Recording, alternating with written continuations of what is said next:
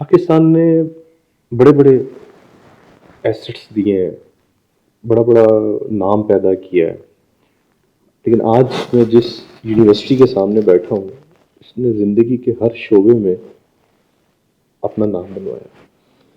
کس کے بارے میں بات کر رہے ہیں؟ یہ میں عرفان خسر صاحب کے بارے میں بات کروں۔ مگر نہ تو میں کوئی کالج ہوں نہ یونیورسٹی ہوں، میں تو ایک ایسے ہی ادنا سا بندہ ہوں، اور جس حوالے سے آپ بات کر رہے ہیں یا کرنا چاہ رہے ہیں کہ جی تو فنی گفتگو آپ کرنا چاہ رہے ہیں، تو بھائی ہر بندے کا شوق نہیں ہوتا، اور پیشن ہر بندے میں نہیں ہوتا پروفیشن کے بارے میں۔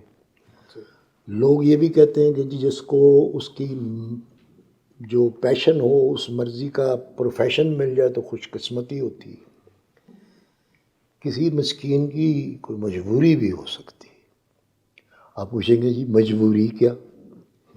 یہ تو وہ کام ہے جس میں عزت، شہرت اور دولت اکٹھی ہوتی ہے، اس لیے لوگ شوق میں اس لائن میں آتے تھے، آتے ہیں، آتے رہیں گے۔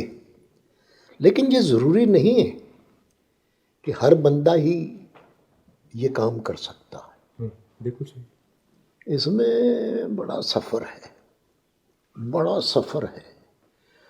جو بندہ اس کو اپنی منزل بنا لیتا ہے اور اس سفر کا آغاز کر دیتا ہے، بعض اوقات کچھ لوگ تو اپنی منزل تک پہنچ جاتے ہیں، ان کا پیشن ہوتا ہے۔ کچھ لوگ آدھے راستے میں سے بیزار ہو کر واپس ہو جاتے ہیں۔ بالکل صحیح۔ تو وہ جب آدھے یا پونے راستے میں سے واپس ہوتے ہیں تو ان کا سفر بھی 1.5 گنا ہو جاتا ہے، اور وہ اپنی منزل تک پہنچتے بھی نہیں۔ تو میری مجبوری اس طرح تھی، تو میری مجبوری اس طرح سے بنی کہ میرے ابا کا انتقال ہو گیا تھا جب میری عمر بہت کم تھی۔ وہ اسی فیلڈ سے تعلق رکھتے تھے۔ ایک آدھ دفعہ ایسے ہی ریڈیو پاکستان پر بچوں کے پروگرام میں لے گئے مجھے، وہاں سے کوئی 7 روپے بھی ملے، ایک 5 روپے کا نوٹ اور 1 روپے کے 2 ٹھیپے وہ ملے۔ تو میں نے وہ کمائی جو تھی نا، 5 روپے لا کے اپنی ماں کو دے دی، اور 2 روپے کے ٹھیپے جو تھے ابا کو دے دی، اور مجھے اس پہ ڈانٹ پڑی۔